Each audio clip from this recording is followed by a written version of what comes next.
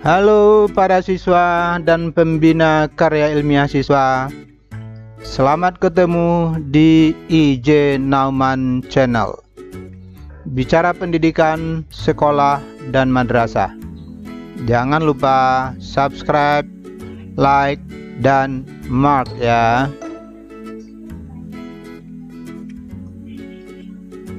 Para siswa dan pembina karya ilmiah siswa yang saya hormati, kali ini saya membawa kabar gembira karena tahun ini pemerintah kita kembali mengadakan kompetisi penelitian siswa Indonesia atau disingkat dengan KOPSI.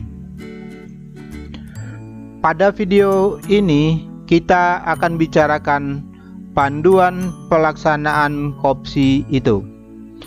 Video ini merupakan video pertama dari 3 video tentang panduan pelaksanaan KOPSI.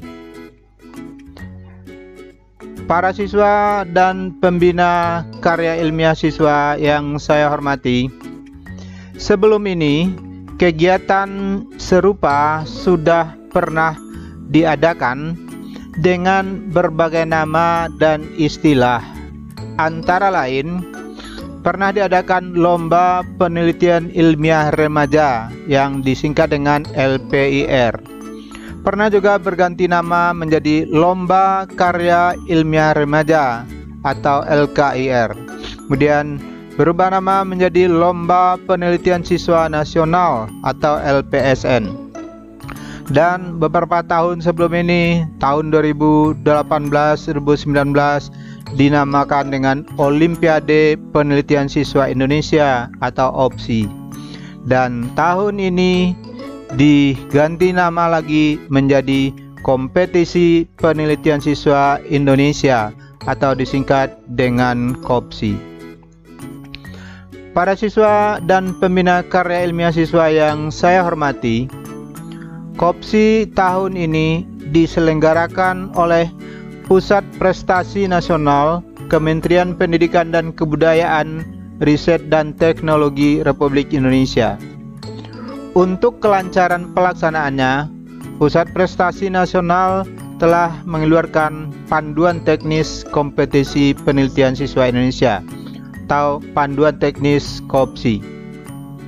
Berikut ini akan kita sampaikan beberapa hal penting yang perlu diketahui oleh para siswa dan guru pembimbing.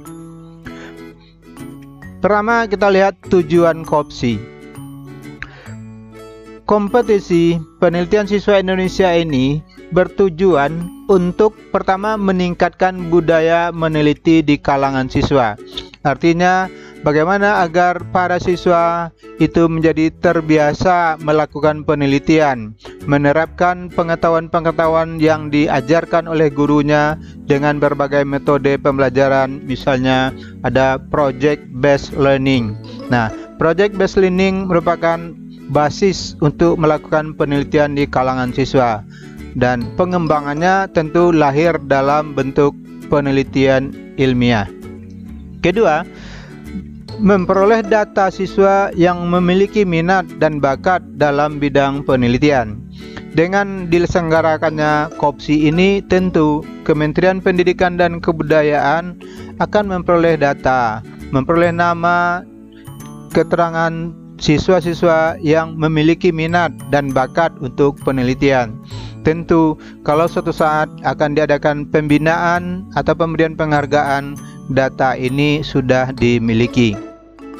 Ketiga, KOPSI juga bertujuan menjalin komunikasi antar siswa peneliti dari berbagai daerah. Jadi karena KOPSI ini dilakukan secara nasional, tentu pesertanya mencakup seluruh Indonesia, mungkin berasal dari 34 provinsi. Nah, jika para siswa ini bertemu, berkenalan, tentu akan terjalin komunikasi antar siswa yang punya minat untuk penelitian. Dan sekaligus ini juga akan mempererat rasa kebangsaan dan persaudaraan di Negara Kesatuan Republik Indonesia. Keempat, KOPSI juga bertujuan untuk memilih siswa dari 3 bidang ilmu untuk diikutsertakan dalam berbagai lomba penelitian, berbagai forum ilmiah, serta publikasi nasional dan internasional. Jadi sesuai dengan bidangnya nanti akan dipilih 3 siswa-siswa dari 3 bidang itu untuk diikutkan pada berbagai lomba penelitian dan forum ilmiah, serta dipublikasikan karya-karya mereka baik secara nasional ataupun internasional. Kelima, yang jelas dengan adanya KOPSI ini bertujuan memotivasi siswa untuk berkreasi dan berinovasi dalam penelitian pada berbagai bidang ilmu sesuai minat dan bakatnya.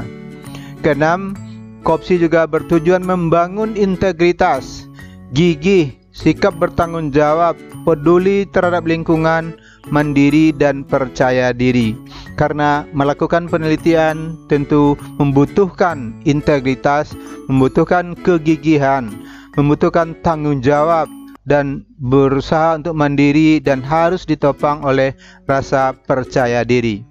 Ketujuh, KOPSI juga bertujuan meningkatkan kemampuan berpikir logis dan analitis, bekerja sama dalam kelompok, serta terampil menyajikan gagasan ilmiah baik secara lisan ataupun melalui presentasi, baik secara tertulis maupun melalui karya ilmiah lainnya. Baik, para siswa dan Bapak Ibu guru pembimbing penelitian siswa yang saya hormati, sekarang kita lihat apa tema KOPSI tahun ini. Nah, dalam panduan itu sudah dijelaskan bahwa tema KOPSI untuk SMP tahun ini adalah menduniakan gagasan memulihkan Indonesia. Sesuai dengan tujuan-tujuan yang sudah disampaikan tadi, jika ada gagasan-gagasan yang brilian dari para siswa akan diikutsertakan pada berbagai forum, malah sampai ke forum internasional. Jadi dengan dipublikasikannya karya-karya siswa Indonesia di berbagai forum internasional, maka tema ini akan bisa tercapai, yaitu menduniakan gagasan. Dan tentu juga karena kondisi bangsa kita pada tahun ini masih dalam kondisi pandemik, maka KOPSI juga mengusung tema untuk memulihkan Indonesia. Kemudian mari kita lihat ruang lingkup dari KOPSI tahun ini. Sama dengan tahun-tahun sebelumnya, ketika ada namanya OPSI, ada namanya LPIR atau LPSN, ruang lingkup penelitian siswa itu dibagi atas 3 ruang lingkup. Pertama adalah ruang lingkup ilmu pengetahuan sosial, kemanusiaan, dan seni. Bidang ini berkaitan dengan studi tentang masyarakat. Jadi studi tentang masyarakat, yaitu cara orang berperilaku dan mempengaruhi dunia di sekitarnya, tentang kebajikan dan cinta kasih manusia terhadap sesama, serta tentang kegiatan atau produk manusia yang melibatkan imajinasi kreatif dalam mengungkapkan keindahan dan emosi. Jadi ini ruang lingkup ilmu pengetahuan sosial, kemanusiaan, dan seni. Ruang lingkup yang kedua adalah ilmu pengetahuan alam dan lingkungan. Bidang ini berkaitan dengan pemahaman manusia secara sistematis terhadap gejala alam dalam bentuk konsep, prinsip, dan hukum yang teruji kebenarannya melalui suatu metode ilmiah.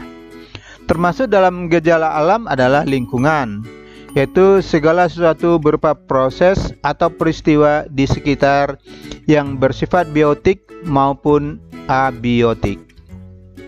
Ruang lingkup yang ketiga adalah ilmu pengetahuan teknik dan rekayasa.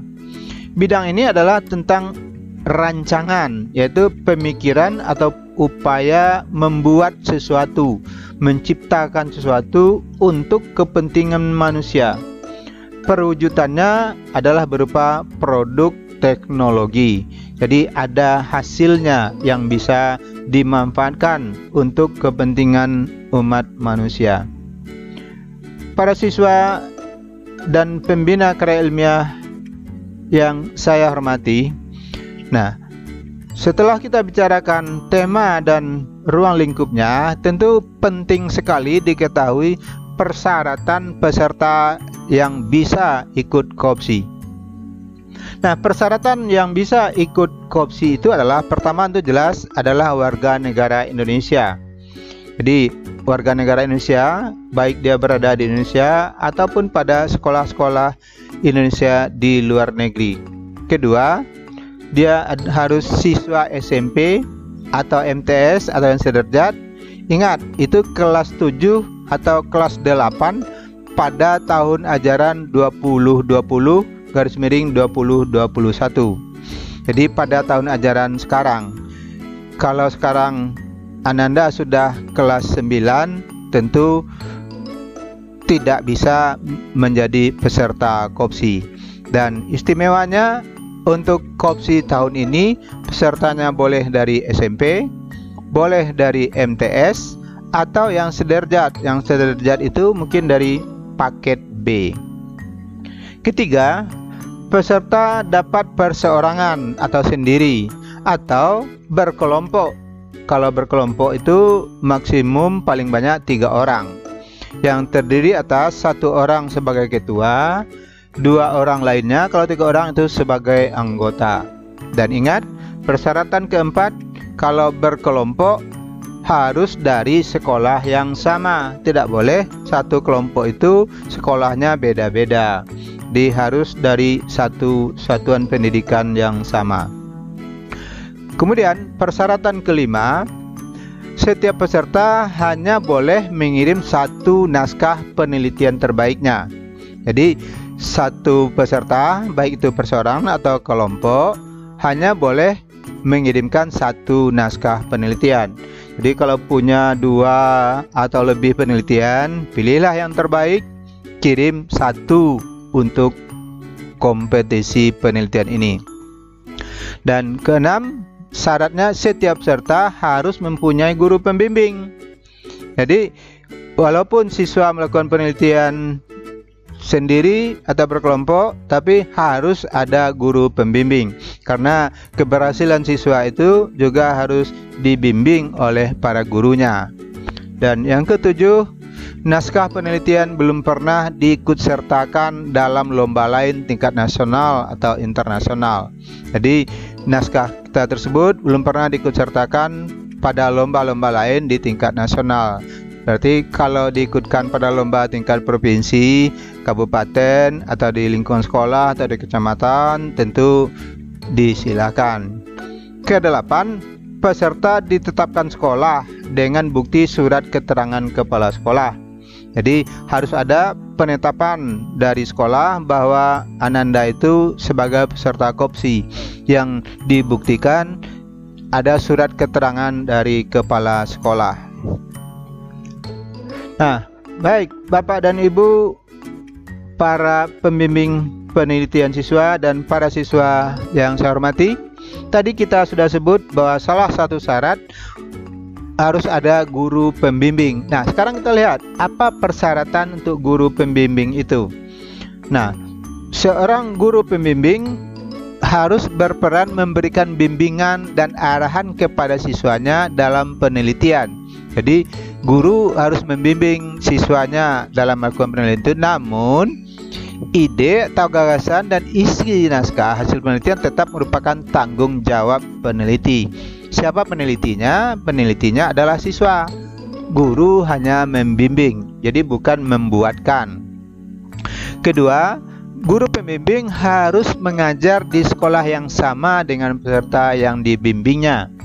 Jadi harus guru di sekolah yang sama, tidak boleh pembimbingnya dari sekolah lain. Kemudian ketiga, bidang kompetensi guru pembimbing sesuai dengan bidang penelitian siswa. Kan tadi kita sudah sebutkan ada 3 ruang lingkup. Jadi kalau ruang lingkup penelitian siswanya IPS, tentu guru pembimbingnya tentu juga punya kompetensi atau guru IPS. Baik, para siswa dan pembina karya ilmiah yang saya hormati, sekarang kita lihat bagaimana persyaratan atau tata cara pendaftaran atau registrasi peserta.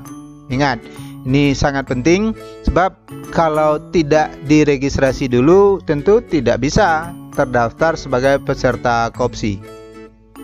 Pertama harus diingat, pelaksanaan registrasi dilakukan melalui sistem aplikasi Lomba Pusat Prestasi Nasional Kementerian Pendidikan dan Kebudayaan, Riset dan Teknologi pada laman atau website. Ingat, dicatat ini. Websitenya smp.pusatprestasi-nasional.kemdikbud.go.id. Jadi silakan diakses laman atau website tersebut untuk bisa mendaftar sebagai peserta. Jadi itu linknya, jangan lupa. Kemudian pendaftaran dilakukan oleh sekolah, ya.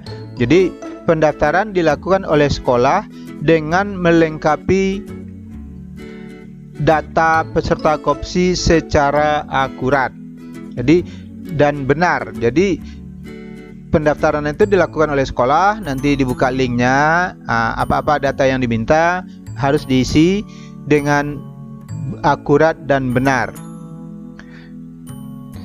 Caranya, sekolah mengunggah fakta integritas terlebih dahulu atau surat pernyataan siswa dan surat keterangan sekolah pada website pendaftaran. Sekolah memastikan bahwa data NISN siswa telah terupdate. Jadi datanya sudah terupdate. Ketiga, format-format yang kita sebutkan tadi seperti format fakta integritas, surat pernyataan siswa dan surat keterangan sekolah dapat diunduh atau di-download pada laman Pusat Prestasi Nasional kemdikbud.go.id. Jadi tentu terlebih dahulu harus diunduh atau di-download persyaratan-persyaratan yang kita sebutkan tadi. Baik, para siswa dan Bapak Ibu guru pembimbing yang saya hormati. Nah, berikutnya kita lihat bagaimana pengiriman naskahnya. Yang jelas, pertama harus diingat, semua naskah laporan penelitian atau karya ilmiah itu sudah diterima oleh panitia paling lambat 31 Agustus tahun ini. Diingat sekali lagi, paling lambat 31 Agustus 2021. Tentu masing-masing sekolah yang sudah meregistrasi tentu harus berupaya jangan menunggu batas waktu terakhir, karena bisa saja nanti pada batas waktu terakhir itu terlalu ramai sehingga terjadi semacam traffic jam dalam mengirimkan naskah dan tentu bisa berakibat kepada kegagalan dalam pengiriman. Nah, usahakanlah jauh sebelum 31 Agustus naskahnya sudah dikirim. Kedua, peserta mengirimkan naskah laporan penelitiannya dalam format file PDF secara daring atau online. Kemana? Yaitu ke laman smp.pusatprestasi-nasional.kemdikbud.go.id. Jadi ingat, websitenya harus itu linknya dicatat dan diingat kemana dikirim, kan sama dengan pendaftaran tadi. Ketiga, peserta hanya boleh mengikuti satu bidang ilmu dan hanya satu judul naskah laporan penelitian yang dapat diajukan. Jadi satu orang peserta atau perseorangan atau kelompok hanya boleh mengikuti satu bidang ilmu dan satu judul naskah. Jadi tidak boleh satu bidang ilmu mengirim dua naskah, atau satu orang ikut pada 2 atau 3 ruang lingkup tadi. Keempat, setiap sekolah dapat mengirimkan satu judul naskah masing-masing bidang ilmu. Jadi artinya kalau di sekolah itu ada 3 kelompok siswa atau 3 siswa yang meneliti pada 3 bidang, sekolah boleh mengirimkan ketiga-tiganya. Kelima, peserta memberikan pernyataan bahwa penelitian yang dilakukan orisinal atau asli, bukan plagiasi atau jiplakan, dan belum pernah dilombakan di tingkat nasional atau internasional. Jadi format-formatnya tadi kan sudah disampaikan, bisa di-download atau diunduh dari link yang sudah disebutkan tadi. Keenam, nama urutan pertama dalam kelompok adalah sebagai ketua kelompok sekaligus penulis utama. Jadi kalau penelitinya 2 orang, mufakatlah siapa yang jadi urutan pertama. Atau kalau 3 juga disepakati, siapa yang namanya diletakkan pada urutan pertama, dialah yang jadi ketua kelompok sekaligus sebagai penulis utama. Ketujuh, naskah penelitian lengkap yang dilombakan menjadi hak milik panitia. Jadi sudah diserahkan hak miliknya, tapi bukan hak ciptanya, dan dapat disebarluaskan oleh panitia melalui media massa dengan mencantumkan nama penulis naskah. Jadi ini untuk menjaga hak kekayaan intelektual dari peserta. Kedelapan, naskah laporan penelitian dikirimkan wajib mengikuti sistematika laporan penelitian sebagai berikut. Jadi laporan penelitian Ananda itu strukturnya atau sistematikanya adalah seperti berikut ini. Yang pertama itu ada halaman judul. Kemudian kalau ada kata pengantar, daftar isi, silakan. Kemudian ada lembar pernyataan originalitas atau bukan plagiasi dan belum pernah dilombakan. Yang tadi sudah disampaikan, diunduh dari laman tersebut. Kemudian setelah itu abstrak, baru disusul oleh bab 1 pendahuluan, bab 2 kajian pustaka, bab 3 metode penelitian, bab 4 hasil dan pembahasan, bab 5 kesimpulan dan saran, dan terakhir daftar pustaka. Jadi ada 5 bab sistematika laporan penelitian tersebut. Nah, kemudian kita lihat bagaimana penilaiannya. Nah, penilaian ini perlu dipahami agar para siswa dan para pembimbing bisa menyiasati penelitian yang akan dilakukan. Pertama, yang dinilai itu adalah keunikan topik, keaslian gagasan, aktualitas atau kebaruannya, relevansi terhadap tema, kejelasan permasalahan, kebermanfaatan, argumentasi ilmiah, dan implementatif. Jadi penelitian itu harus topiknya unik, ya asli itu sudah pasti, aktual artinya ada kebaruannya, ada hubungannya dengan tema, tadi masih ingat tema menduniakan gagasan, dan jelas permasalahannya, kemudian manfaatnya, dan argumentasi ilmiah dan implementatif, itu bobotnya 50%. Kemudian baru struktur dari rumusan masalah. Jadi kan ada teknik-teknik perumusan masalah, bagaimana metodenya, bagaimana pembahasannya, bagaimana kesimpulan, data dan sumber informasi, relevansi data dan validasi data, itu bobotnya atau nilainya 30.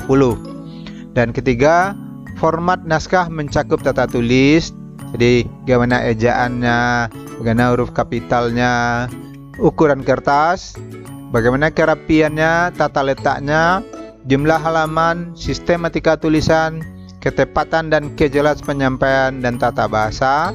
Yang nanti tentang tata tulis ini akan dijelaskan pada video berikut. Itu bobotnya 20 atau nilainya 20, sehingga total nilainya itu adalah 100. Nah, baik para siswa dan Bapak Ibu guru pembimbing yang saya hormati, tolong diingat ini agenda KOPSI tahun 2021.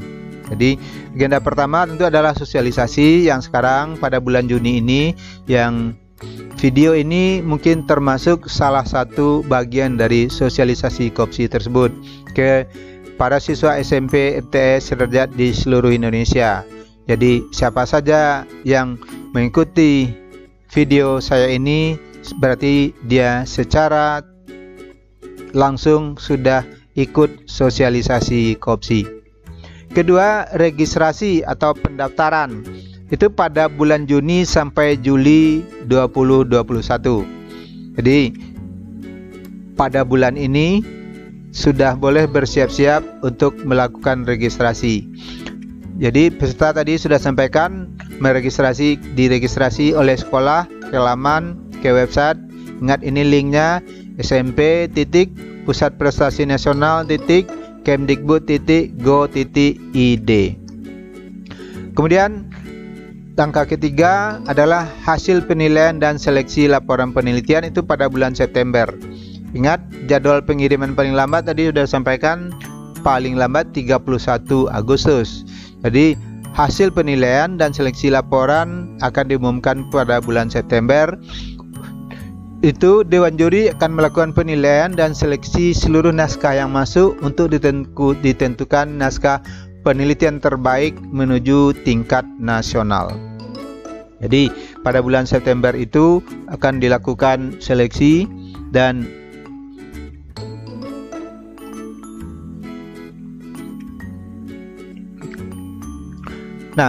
baik Bapak dan Ibu, para siswa dan para pembimbing pembina karir mahasiswa yang saya hormati, demikianlah pembicaraan kita kali ini. Kita bicarakan panduan umum tentang KOPSI. Sedangkan saya ingatkan bahwa terdapat beberapa video saya tentang KOPSI ini untuk membantu sekolah, taman dan siswa mempersiapkan siswanya menghadapi kompetisi ini. Ada video tentang panduan, seperti yang saya sampaikan tadi, ada 3 video tentang panduan. Ini panduan umum. Nanti pada video kedua akan kita bicarakan tentang persyaratan teknis, dan pada video ketiga akan kita bicarakan panduan tentang para finalis di tingkat nasional. Juga nanti akan ada video berisi bimbingan melakukan penelitian dan menuliskan laporannya. Karena itu sekali lagi saya ingatkan, silakan tonton IJ Nauman Channel, dan tentu jangan lupa subscribe dan like. Demikian saja, terima kasih. Salam dari saya, Indra Jaya Nauman.